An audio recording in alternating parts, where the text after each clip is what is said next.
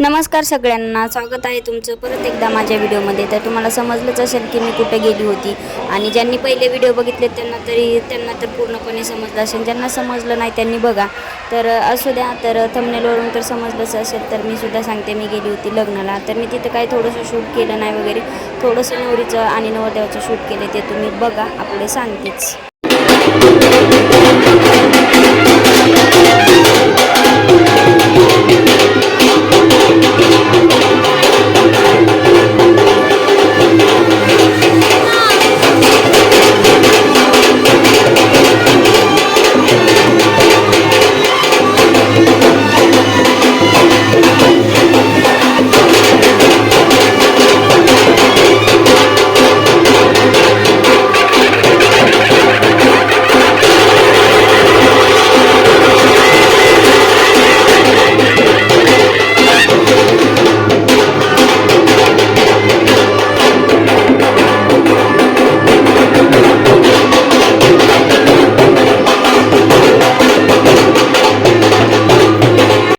तर कशी वाटली नवरा नवरीची एंट्री? तर अशा प्रकारे नवरा नवरीची एंट्री केलेली होती। खूप सुंदर होतं, म्हणजे तिथं शूट वगैरे करण्यासाठी। पण आपण गेलो होतो लग्नाला आणि तिथं शूट वगैरे करणं मला ते काय बरोबर नाही वाटलं, त्यासाठी मी काही व्हिडिओ वगैरे बनवले नाही।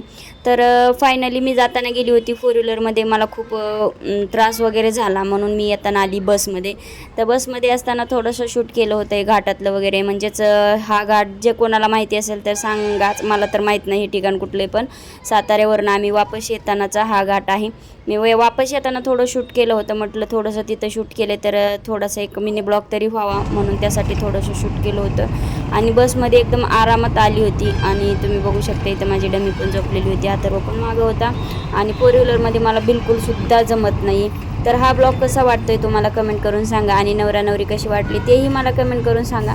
आणि ज्यांनी माझे पहिले व्हिडिओ बघितले ना, हळदीचे, मेहंदीचे आणि बांगड्याचे शॉर्ट वगैरे सगळे आहेत ते बघा आणि कमेंट करून सांगा। तर भेटू नेक्स्ट व्हिडिओमध्ये। तर चला, सगळ्यांनी काळजी घ्या, स्वस्त राहा, मस्त राहा। आणि माझे आता व्हिडिओ खूप छान सुंदर येतील, कारण की 5-6 दिवस झालं मी माझ्या चॅनलकडे लक्ष दिलं नव्हतं, आणि आता मी जाणारच आहे गावाकडे, त्यामुळे प्रत्येकाला तुम्हाला गावाकडचे व्हिडिओ बघायला भेटतील।